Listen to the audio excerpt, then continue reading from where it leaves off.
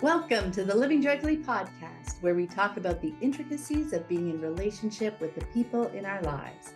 Let's dig deep, challenge paradigms, choose connection, and live joyfully. Hello, and welcome to the Living Joyfully podcast. We are thrilled you're interested in exploring relationships with us, who we are in them, out of them, and what that means for how we move through the world. And in today's episode, we are going to talk about seeing through someone else's eyes. This was another big paradigm shift for me in how I choose to be in relationship with others. Because over the years, I have often heard the advice to walk in the other person's shoes so that we can better understand them and what they're experiencing. But I discovered that for me, that didn't go quite far enough. So I put myself in my partner's shoes or my child's shoes, see what challenges and constraints they were facing, and come up with what I thought was a great plan for moving forward. And then they didn't agree. And I was like, what? Why not? This is perfect. I just didn't understand why they wouldn't follow my suggestions. And I judged them negatively for their lack of cooperation. Like, let's move through this, people. There's a great way to do it. You're just being stubborn. They must see how well my plan would work out. So when that wasn't working, I dug into it more. And jumping off what we talked about last week about how different people are in so many ways, I realized that putting myself in someone else's shoes meant that I was still using my experiences and perspectives, my ways of processing, and my preferred ways of engaging with the world. I was still filtering this new view of the world through the lenses that made sense to me. I discovered that beyond walking in their shoes, I wanted to try seeing through their eyes. Oh my goodness, the picture is so much richer. It holds their experiences and preferences, how they prefer to process information, and how they prefer to engage with their world. It holds their aspirations and goals, their strengths and weaknesses, their interests and passions. And their choices now made so much more sense to me because I can see how they were the best choices for them. In the same situation, I, in their shoes, may well make a very different choice, but that is entirely because I'm me. Because people are different, when I want to connect with someone, when I want to more fully understand their experiences and support them as they move through their days, putting myself in their shoes isn't as helpful as seeing it through their eyes. Oh my goodness, yes. I really loved when I first heard you talking about this because it really puts this very helpful visual on why my attempts at solving things for everybody falls a bit flat. And I love to solve things. And in my early days, my inclination was definitely to look at someone's concern and set about finding a solution for them. And it was often rooted in how I would want to handle it. How would I want to move through it? But like you said, as soon as you start digging to this, really even at all, you see why it doesn't work. And as is so often the case, turning it around really helps me see why. So I have this close friend, and she moves through the world in a very different way. She is a go-getter. She makes the call. She finishes the thing. She tells people what she needs in this very direct way. So when I would share something with her, she would offer advice based on how she moves through the world. And it would often just leave me feeling, misunderstood, really disconnected. It wasn't that her ideas weren't valid or even amazing, but they were not likely to work for me because it just isn't as easy for me to make that call to someone out of the blue or to be super direct about what I need from them. But when someone understands those pieces about me, they can help me find ways to get what I want that feel comfortable. Maybe there will be some stretching, and that's okay, but it'll be grounded in who I am and give me the best chance of actually being able to do it and to solve the problem that's in front of me to begin with. So that realization really helped me stop doing it to others. And instead, I focused on listening and learning and seeing through their eyes, helping them find ways that resonated with them and who they are and how they want to move through the world. Yes. And I think it is really important to just note that seeing through someone else's eyes is a skill that we get better with over time, right? We need to practice with releasing our lenses. Sometimes we've got lenses in there that we really don't know that we have until we start pulling them away. And how we can like not value our way of seeing it and being in the world as better. It goes back to last week's episode, like we're all different and that's okay. One's not better than one way isn't better than the other, except for the person who naturally that's their natural tendency to do it, right? So it can be hard to just release that valuing because it really is better for us. Right. And also, our relationships with our loved ones become more connected just because we come to better understand their aspirations and goals, their strengths and weaknesses, and their interests and passions, which means we can more accurately bring those aspects into the picture. And vice versa, we're sharing ours and they learn more about us. It just takes time, doesn't it? We always like to okay, this makes sense. I'm going to do this right now. Let's go. It's Forevermore. But it does take time. And I think with everything, be gentle with ourselves as we figure it out and do little steps like starting with, well, this is how I might move through that. Just that little qualification, being clear about that as opposed to saying, I think you should do this, which is sometimes where we go. But that's a great start, that little qualification. This is how I might move through that. It leaves room for connection and learning more because that gives them, at that point, they can say, oh, I don't think I could do that, or that wouldn't. And then you're able to learn more and have more of that conversation. But, dropping the judgment piece that you were just talking about, I think is really the most important and sometimes the hardest. Well, if they would just do it the way I want them to, it would be solved. Well, if this is not something that feels good to them, it won't solve it. And it actually will just leave the person feeling like there's something wrong with them or that they're completely misunderstood. And it definitely can impact our connection and relationship. And there isn't anything wrong with them. There isn't one way to do something. They just may not want to move through the world in the same way that I do. So we can let go of that judgment and commit to learning more about who they are and what feels best to them, sharing our ideas, absolutely, but with this open, curious mindset that they might be seeing it in a very different way. Yes, exactly. And this tool of seeing through their eyes, how it works is also really helpful when we just want to understand a choice they're making. Maybe they're not looking for our input. Right. Yeah. So when we see a choice and it doesn't make sense to us, maybe it's not a choice we would ever make. But when we take a moment to see it through their eyes, all of a sudden it can make so much more sense. And that said, sometimes no matter how hard we try to see through their eyes, we just don't understand why they want to do the thing they want to do. So in those moments, what works for me is leaning on my understanding again that people are different. And again, taking things personally that we talked about, they're not making this choice to piss me off. They're making it because it makes sense to them. So that helps me move through any judgment of them that I might be feeling and instead get curious. Because judgment is not only disconnecting, it's often a clue that I'm just missing something. So I might ask more questions to try to better understand. And absolutely, sometimes that helps. Sometimes I was just missing this little piece. It's like, oh, yeah, okay, yeah, that makes sense. Sometimes they can't explain things in a way, though, that makes sense to us. But that again doesn't mean that they're wrong.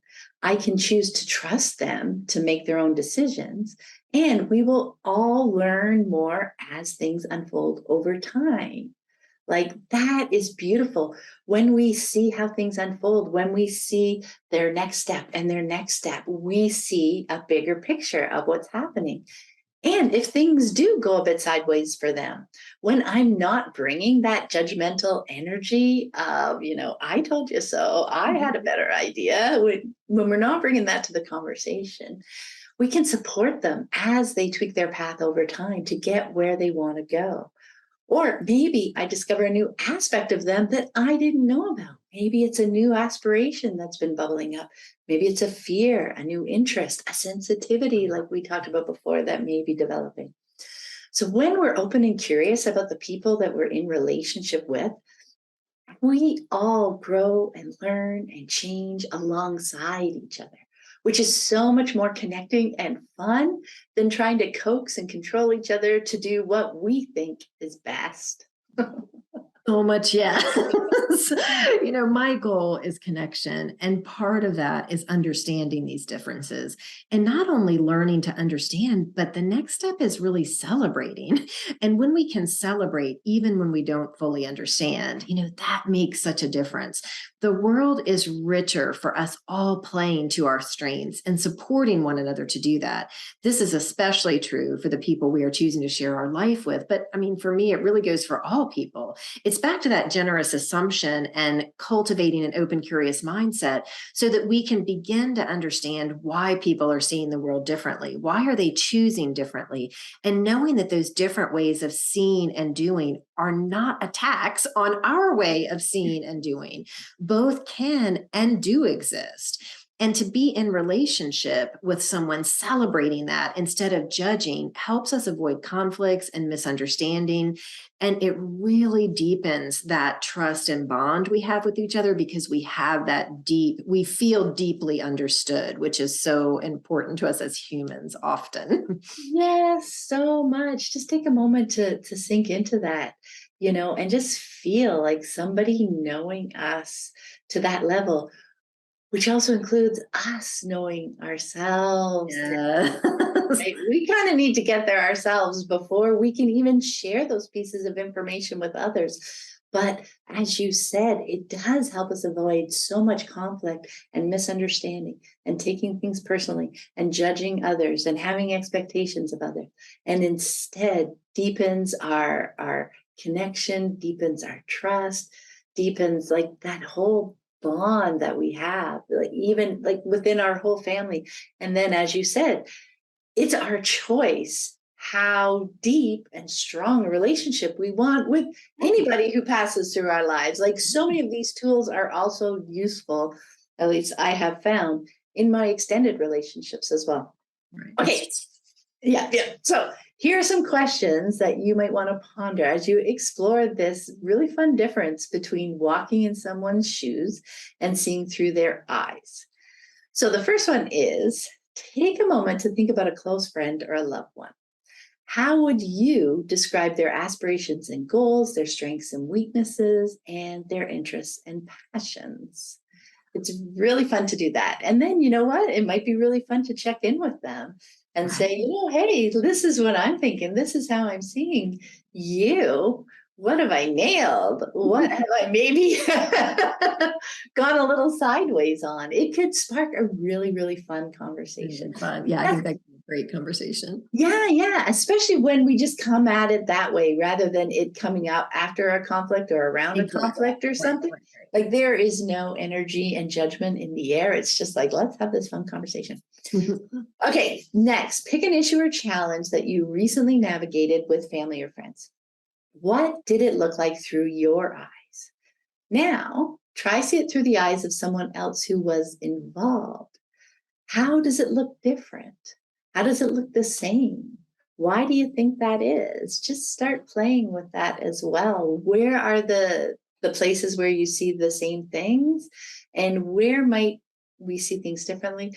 And then maybe play it through a little bit more, like the choices that people made throughout whatever issue or challenge it was. Do they make more sense to you now that you're looking at it through their eyes? And I think what happens when we do this piece where we step back and go, how are they seeing it?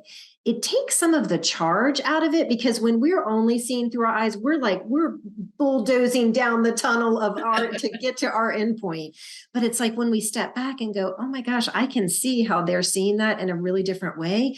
It's just suddenly the charge comes out of it and we can get on the same team again. We can go, okay, I'm seeing it this way. You're seeing it that way. Let's talk about that. Just changes that whole dynamic of the headbutting that can happen, Yeah. And just think how that helps everybody everyone involved feels seen and heard, no matter what the end path is. When we recognize how other people are experiencing it, that can be so valuable. All right, next, remember a time you judged someone else about their choice or decision. And now let's do a thought experiment with that. Where did that judgment stem from? If you release that judgment and got more curious about why that choice made sense for them, how might things have played out differently? Like, it's the one thing that's important for us. And why that playful attitude helps is it's not valuable for us to judge our past actions and thoughts. We're learning more now. We're playing with things now. The stuff that we're figuring out, we can bring with us into future encounters, future engagements, conflicts, choices, like all those pieces. So we can, in our own thought experiments, play around with anything. Like, it's okay that, man, I felt really judgy about that person that day, or this thing that I saw. Maybe I know nobody who was involved, but it's worth it. Like, okay, where did that judgment come from? What does that mean for me? Why is that important to me? All those pieces can be really helpful for understanding ourselves and for making maybe different choices as we move forward. Right, that's what I was going to say. I think when we play around with some of these ones in the past, again, this is not to judge how we handled something in the past. This is not to make ourselves feel bad, but it's giving us kind of a chance in a lower charged environment to look at that. And I think when we recognize where the judgment came in and recognize how it maybe didn't serve us in that situation, when we feel it bubbling up in a recent, when something that comes up ahead of us, we can go, oh, okay, this judgment, do I want to look into this now? Do I want to dig back and peel some layers back now? And so I think that can be, that practice can help us actually help in the moment or the things that are to come. Exactly. And lastly, let's explore the story of you. What are your current aspirations and goals, strengths and weaknesses, interests and passions? How do they inform the day-to-day choices you make? I think sometimes we can kind of disconnect. We can think of these big things like, what are my goals? What are my strengths? How do I like to do things? What are my passions? And yet we don't bring those down into our day-to-day. Or we don't make the connection. Like, they may be subconsciously directing our choices throughout the day because, like, we know, our mind knows these are the things that we value. But when we can recognize that, we can also notice that we're making more progress than we think towards our goal, et cetera.